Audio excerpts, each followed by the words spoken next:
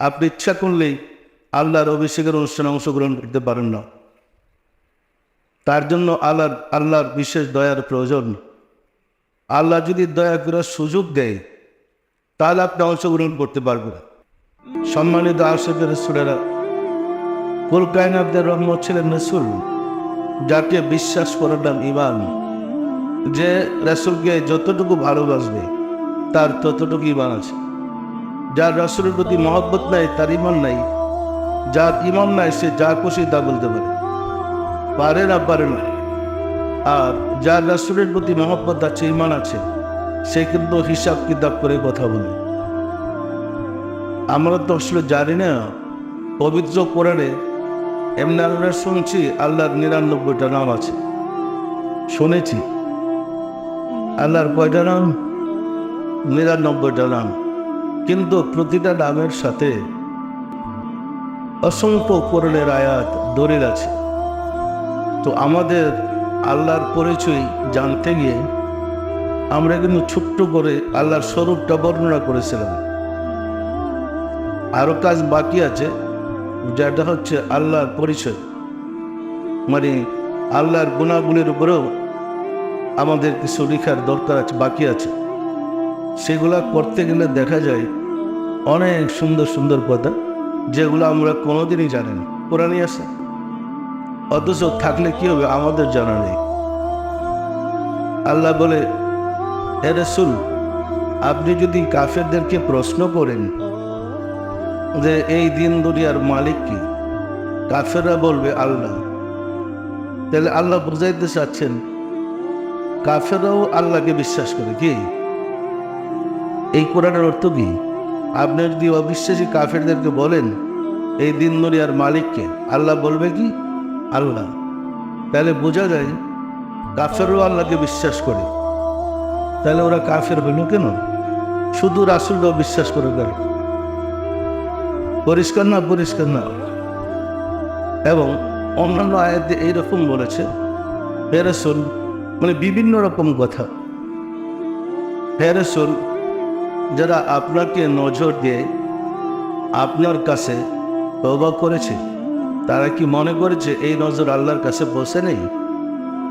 এই তওবা আল্লাহর কাছে করা হয় নাই? তার মানে বোঝাইতে চাচ্ছে আপনার সাথে যে আচরণটা করেছে আল্লাহর সাথেই করা হয়েছে। পরিষ্কার না? পরিষ্কার না? এইভাবে অনেক কথা, অনেক সুন্দর সুন্দর কথা আছে যেগুলো আমাদের জ্ঞানের বাহিরে। তোমরা চেষ্টা করতেছে আস্তে আস্তে বের করে আপনাদেরকে দেখে দিই আসলে পবিত্র কোরআনে আল্লাহ কি বলেছে রাসূল সম্বন্ধে। অন্য জায়গায় বলেছে, মানে অনেক কথা যে আল্লাহ এবং রাসূলের মধ্যে পার্থক্য করে আল্লাহ বলে সে কাফের। যে আল্লাহ এবং রাসূলকে এক মনে করে না সে কাফের। এটা পরিষ্কার করে নেয়, ইউরিদুনা আইয়ুফাররিকু বাইনাল্লাহি ওয়া রাসূলি।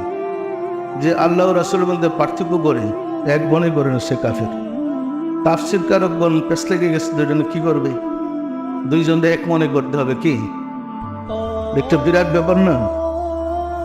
দুই মনে করলে কাফের, এক মনে করলে সে ইমানদার। এখন তাফসীরকারগণ লিখতে গিয়ে তাফসীর লিখেছে যে বিশ্বাসের মধ্যে যদি পার্থক্য করে, সেটা এক কথাই আল্লাহ রাসূলের যদি কেউ বিশ্বাসের মধ্যে পার্থক্য করে তাহলে সে কাফের। আমরা তো বিশ্বাসের কথাই বলতেছি। কোরআনের প্রতিটা বাণী কার জবান দিয়ে বের হয়েছে বলেন তো? রাসূলের জবান দিয়ে বের হলে এটা আল্লাহর কথা হয় কেমন? যদি কেউ বিশ্বাস না করে যে এই কোরআন রাসূলের বাণী, আল্লাহর বাণী নয়, সে কি বলেন তো? সাত কাফের, কোনো সন্দেহ নেই। কি এইভাবে এত সুন্দর সুন্দর কথা আছে আল রাসূলের উপরে, আল্লাহ এবং রাসূলের সম্পর্কের উপরে। আমরা যদি এগুলো জানতাম অবশ্যই আমরা আনুগত্য স্বীকার করে বসতাম। আসলে আমরা জানি তো না, আমাদেরকে জানানো হয় নাই, জানাইবার লোকও নেই। রাসূল সম্বন্ধে জানে এমন ব্যক্তিও জগতে অভাব। কারণ আমরা তো নায়েবে রাসূল কিতাব করে, জগতের কোনো নায়েবে রাসূল, কোনো রাসূল কিতাব করে রাসূলকে নেই। সম্মানিত আশিকের রাসূলের। এই কারণে ধর্মের অনেক বিষয় আমরা জানি না। আর না জেনে ধর্মকর্ম করার কারণে এর কোনো রেজাল্ট আমরা পাইতেছি না, নিষ্ফল।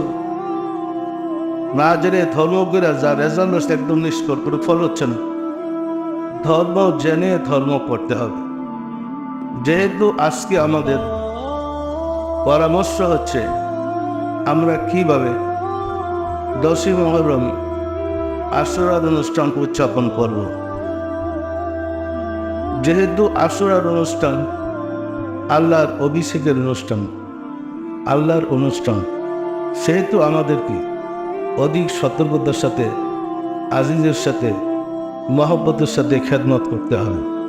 আজিজের আমি গত শুক্রবারও বলেছিলাম, আপনি ইচ্ছা করলেই আল্লাহর অভিষেকের অনুষ্ঠানে অংশগ্রহণ করতে পারেন না। তার জন্য আল্লাহর বিশেষ দয়ার প্রয়োজন। আল্লাহ যদি দয়া করার সুযোগ দেয় তাহলে আপনি অংশগ্রহণ করতে পারবেন।